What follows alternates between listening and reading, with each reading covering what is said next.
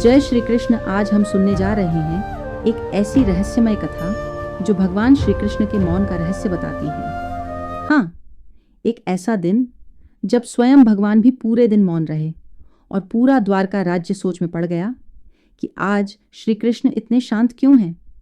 सुबह से ही भगवान ने किसी से बात नहीं की, न सभा में गए न रुक्मिणी जी से बोले। उनके नेत्रों में गहराई थी, चेहरे पर एक अलौकिक शांति, पर भीतर कुछ बहुत गूढ़ चल रहा था। रुक्मिणी जी चिंतित हुईं। उन्होंने प्रभु के चरणों में बैठकर पूछा, नाथ, आज आप मौन क्यों हैं? क्या कोई दुख है जो आप हमसे छिपा रहे हैं? रुक्मिणी, आज वह दिन है जब मैंने पहली बार झूठ बोला था। रुक्मिणी जी चौंक उठीं। प्रभु, आप और झूठ? उन्होंने पत्र को देखा जो श्री कृष्ण ने लिखा था।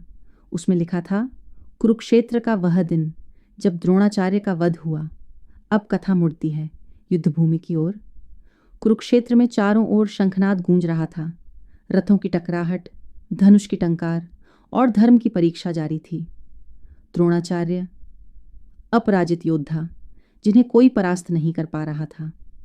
पांडवों की सेना टूट रही थी। कृष्ण जानते थे कि जब तक द्रोणाचार्य अस्त्र धारण किए रहेंगे युद्ध जीता नहीं जा सकता। तब श्री कृष्ण ने युधिष्ठिर से कहा, धर्मराज, यदि द्रोणाचार्य को रोकना है तो उन्हें यह विश्वास दिलाना होगा कि उनके पुत्र अश्वत्थामा की मृत्यु हो चुकी है। युधिष्ठिर चौंक गए।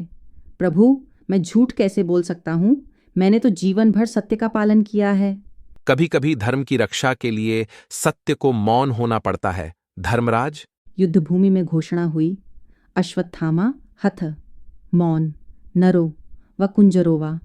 द्रोणाचार्य ने केवल पहला भाग सुना।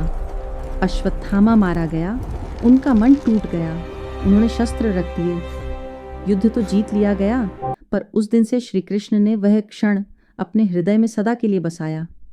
वह जानते थे यह छल धर्म की रक्षा के लिए था, पर छल तो छल ही है, और इसलिए हर वर्ष उस दिन भगवान मौन व्रत रखते थे।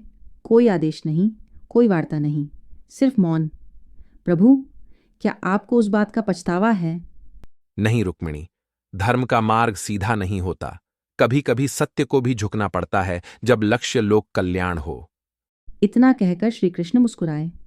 वह मौन थे, पर उनका मौन ही वाणी था। उनके चेहरे की शांति ने पूरी द्वारका को भक्ति में डुबो दिया। कृष्ण का मौन हमें सिखाता है कि सत्य और धर्म हमेशा एक नहीं होते। कभी कभी असत्य भी धर्म का साधन बन जाता है, यदि वह लोक कल्याण के लिए हो। सत्य केवल शब्दों में नहीं, सत्य कर्म में है। जो लोकहित में हो वही परम धर्म है। और फिर धीरे धीरे पूरी द्वारका में शंखनाद हुआ। सबने कहा, जय श्री कृष्ण।